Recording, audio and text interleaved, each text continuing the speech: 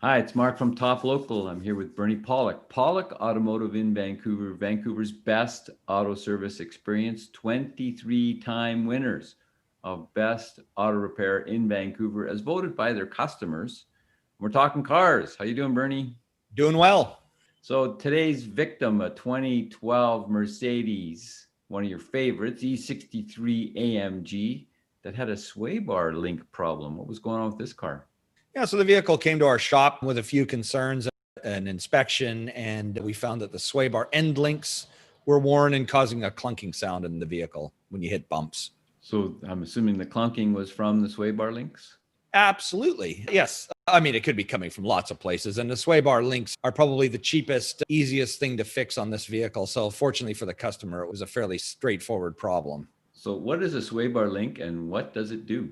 Yeah, so the sway bar link, why don't we just get into some pictures right now and I can kind of explain what it does. So there's our car, nice little family hauler with, over 500 horsepower twin turbo V8 engine. It's a lot of fun to drive this vehicle, as you can well imagine. So sway bar link, we'll just get right to the part. There is a picture. I apologize, it's a little fuzzy. This is looking up at the driver's side underneath. The wheel is over here on the left. This is the strut. This is the sway bar link here. Sway bar is this piece here, and it goes across the frame. So what it does is it keeps the vehicle stable. It reduces body roll. When you go around a corner fast, the vehicle body tends to roll in a certain direction. And this transfers some of that movement to the other side of the vehicle and keeps the vehicle more stable. So it's pretty critical for vehicle stability. I mean, when the olden days, vehicles didn't have them. Almost every car that I can think of that's been built in the last while has them. Although I do have a Mercedes SL55 that has the active body control, which is a hydraulic suspension. It does not have sway bars because it controls the sway of the vehicle through the struts. It's so quick with hydraulic struts, it can adjust the body roll, in microseconds with just a click of a solenoid and some fluid. But anyways, this vehicle is different.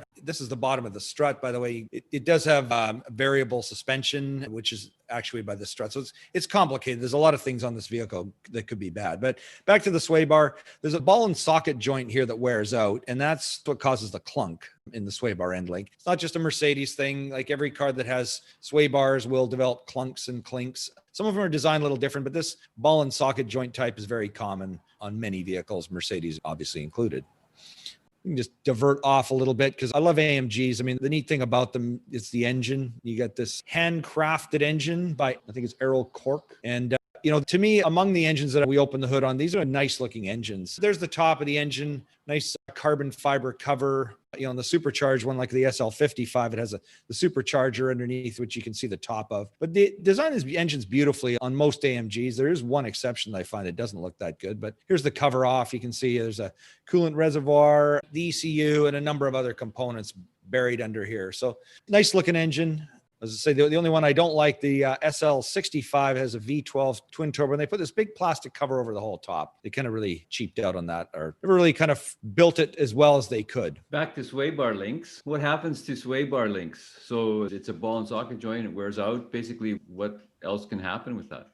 Well, once it clunks, it gets to be kind of irritating. Now you think, well, so it's irritating. Do I really need to fix it? And the answer, like sometimes they will actually wear out to the point where they pop apart. And I've never seen a problem with that, but what does worry me is it could happen that it pops apart in such a way that the bar comes out and say pokes the side of your tire and blows your tire apart. That's, to me, probably the worst case scenario that could happen. Never seen it happen, never heard of it happening, but it's absolutely something that could happen. So that's why you want to replace them when they start clunking and banging. But the other components of the sway bar system, like on this car, it's pretty simple. It's just a steel bar that connects from one side to the other with the links. There's some rubber bushings that attach that to the frame of the vehicle. Those wear out and they can cause a kind of thudding and thumping noise too. So those need replacement from time to time as well. So I'm thinking if that comes apart, that's not a good thing. But you mentioned there's other components that need replacement. How often does this kind of stuff wear out on vehicles? They actually wear out fairly frequently. It's a repair we do quite a lot in our shop, and it's not just Mercedes. It's, any make and model of car, they tend to wear out.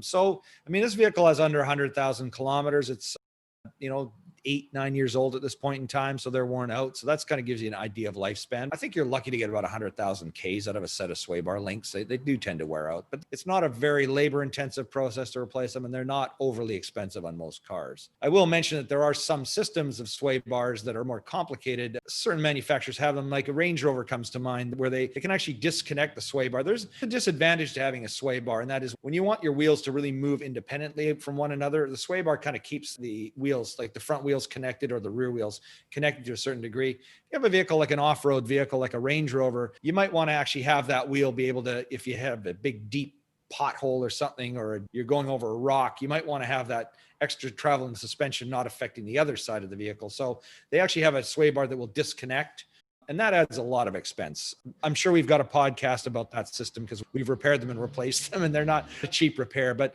on this Mercedes, fortunately, this one's just a straight bar, pretty simple. So this is an awfully cool car for a shooting brake or station wagon. How are they for reliability?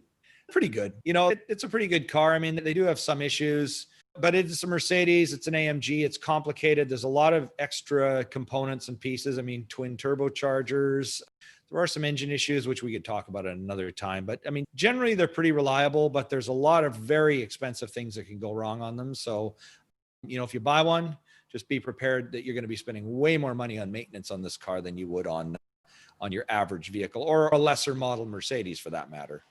And probably a lot more on fuel, on tires, and on brakes, because 520 or 50 horsepower is tempting. It is, absolutely. And I haven't priced the brakes out on this particular model. It doesn't look like it's got the fanciest of AMG brake packages. Some of them have very, very expensive brake systems, and some have good brake systems, but they're not as expensive as others. They're more reasonably priced. But yeah, like you said, these are all like premium fuel vehicles. You know, they're not the best gas mileage, but you know, being that it is a twin turbo, if you're out on the highway and you're just cruising, you will get pretty good fuel economy for the kind of vehicle that it is. But around the city, it's not comparable to a Prius, or we'll compare it to a Lexus hybrid, since it's in a class above a Prius. So if you're looking for service for your Mercedes AMG product, or any Mercedes or any European or any Japanese or any American product or light truck, the guys to call are Pawlik Automotive. You can reach them at 604-327-7112 to book your appointment. You have to book ahead. They're busy. Or check out the website, pawlikautomotive.com. Hundreds of videos on there, all makes, models, types of repairs. A YouTube channel, Pawlik Auto Repair, same story, hundreds. We've been doing this for 8 years. So we've got a lot of product on there. Thanks so much for watching. We really appreciate it. If you like what we're laying down, give us a like. Bernie, thank you. Thank you, Mark. And thank you for watching. We totally appreciate it.